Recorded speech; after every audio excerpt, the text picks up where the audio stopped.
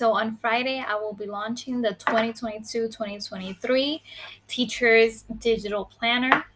And compared to the beginner's one that I did from January 22 to June, this one is updated, has more tabs, and I will go in depth into everything that it contains. So basically, I created the January to June digital planner to try to move away from paper planners. So these were all my planners throughout the years. And then I decided to make the switch to see if it sticks in my routine, and it did. It's the only thing I use, but it was missing some things that, of course, I needed to add to this one. So the older versions of the planners, they will be in my TPT store, and I will make them available for free. This will help you maybe download it, see what app do you like to use best if you're a beginner using digital planning or digital notes. When you download it, I show you also some of the apps that I have personally tried. There are also free apps or paid apps. It's up to you what you find that is useful for you. I will make those free so you can have a feel on how they are. But again, the new ones are updated. They have more tabs that I have created. Even has a notebook section that for me that was a must. So without further ado, I'm going to show you how this planner looks like. Before we get started, something that I want you to keep in mind is that digital planner might not work for everyone. So it's a personal decision whether you use a digital planner or you use a paper planner. It's up to you. If you want to give it a try, go ahead. But again, it's up to you. Also, not all digital planners are made the same. So one thing might work for me, it also might not work for you. You might be looking for something else, something different to cover your needs. This is the Ethereal updated lesson planner for the 2022-20 academic year. If you see over here, we have tabs that the old version didn't have. We have a roster, birthday, seats, notes, and we have 2 empty tabs. And I'll explain later on what are those for. And then you have basically an entire year from July to June. And then you have an ideas section that I will explain what this is and the goals. Okay, so let's get started with the cover. Cover, you can put any stickers. You can customize it however you want. And here you can actually write. If you want more specific on handwriting, you don't have to write neatly. It's up to you. As long as you understand your planners, it's perfectly fine. Or you can use the text mode or an app that you can download and basically converts anything that you write into that specific font.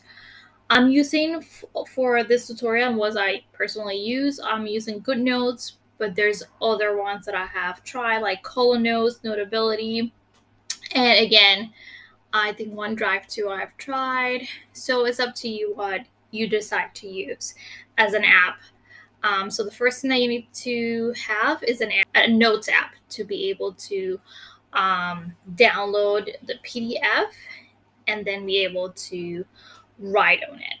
Press my read version so then I can click on any hyperlinks. So if I click July, we're in the month of July, you get your monthly view. In your monthly view here on the side, you have notes that you can write on. You can write inside under. You can zoom in and out to be able to write. So for example, I'm working summer in a summer program right now. So I can write here field trip. We have an actual field trip tomorrow.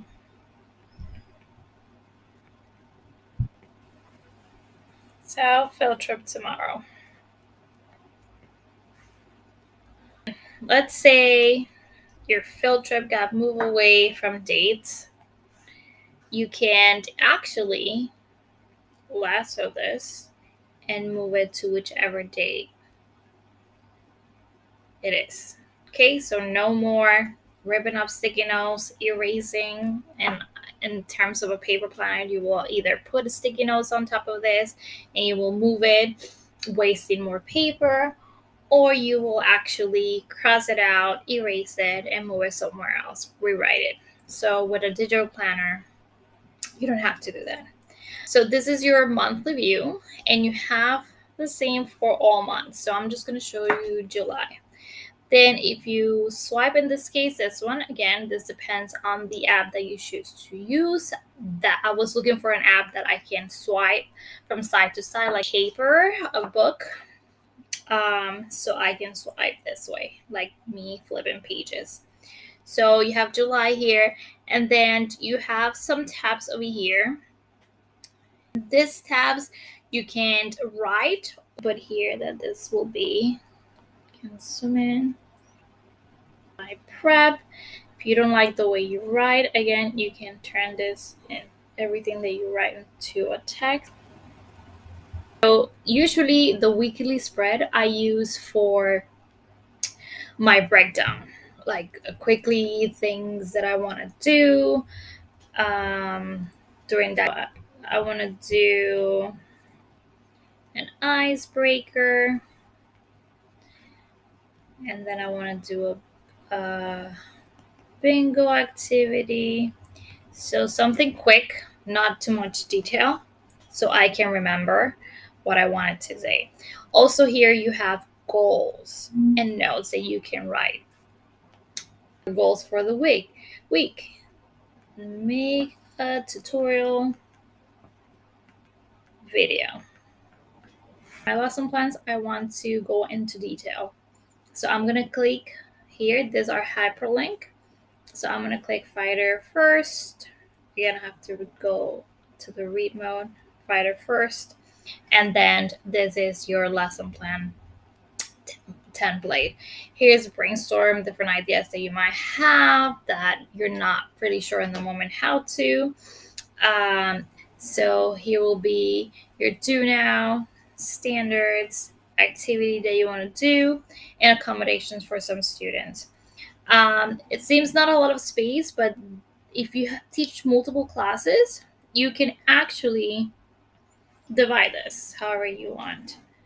So let's do a white. You can actually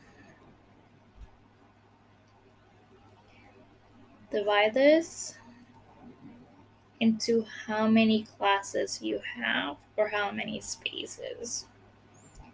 It all depends. I just teach one class, so that's fine. And then you can zoom in and write your activities there.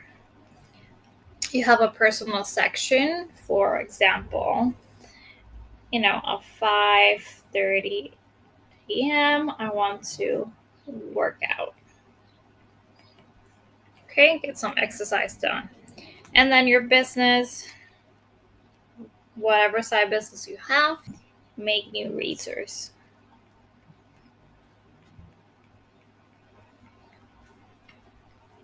If you want to go back to the weekly view, you just click here. Again, make sure you're out of the writing and on the reading mode, and takes you back to the reading section. You might want to start here versus goals. Here are your personal goals for the year, your work goals, your business goals, and you have a vision board here that you can create.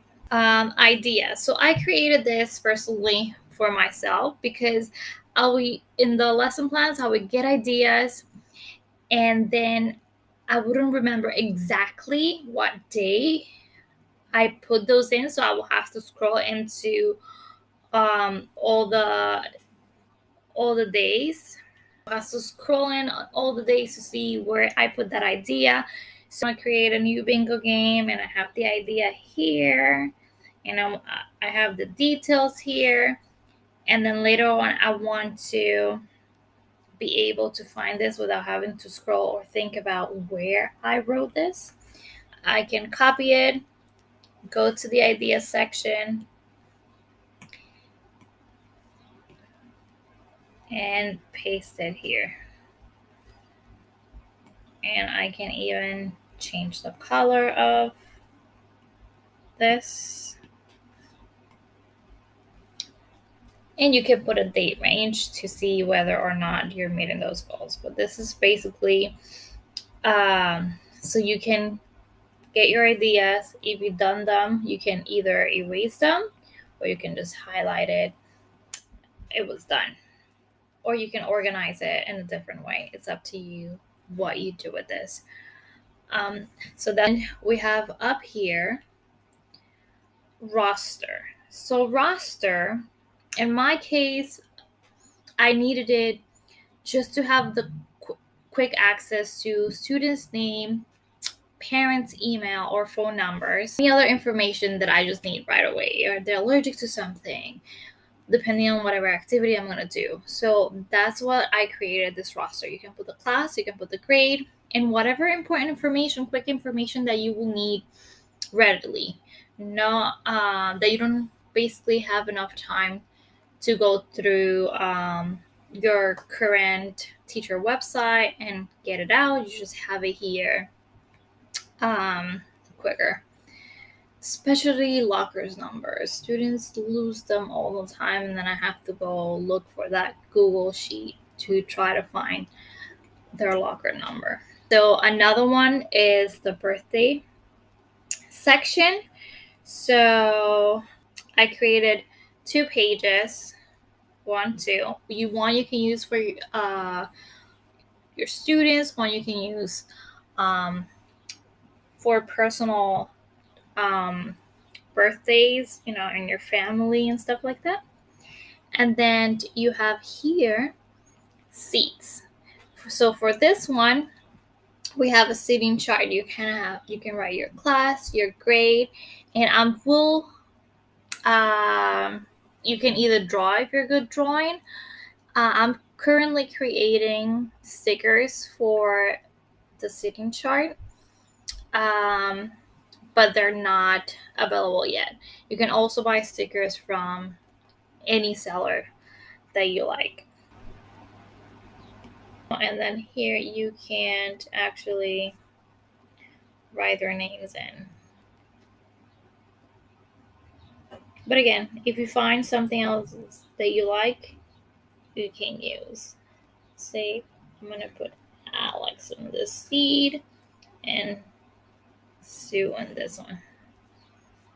Okay, so something like that for your sitting chart. Again, if you're handy drawing, you can do that, or you can buy stickers. I will make sure to give you notice when I'm posting mine, but you can find any seller that creates digital stickers. And this is good for tracking students that they don't pair well, or any issues that you notice in the classroom. You can address them, and that will be it for the sitting chart. And then my favorite part, the one that I really, really needed the most this year, is a note section. So a note section basically is a notebook. And this is a notebook. This is the notebook content table. So let's say you go to page 1, you don't know the topic yet. You go to page 1 and you're in a meeting or whatever it is, notes for yourself, whatever you want to do. Here you can write the date. You can title it, I don't know, PD Tinkercad. And you can write your notes here. So here, this section over here, I created because I'm a doodler. If I get bored in a meeting, or I don't know, my mind goes wild, then I go here, I can zoom in, and I can start drawing and doodling while I'm in this meeting without affecting whatever notes I have here. These 2 tabs over here are blank. So here you can basically add whatever you want.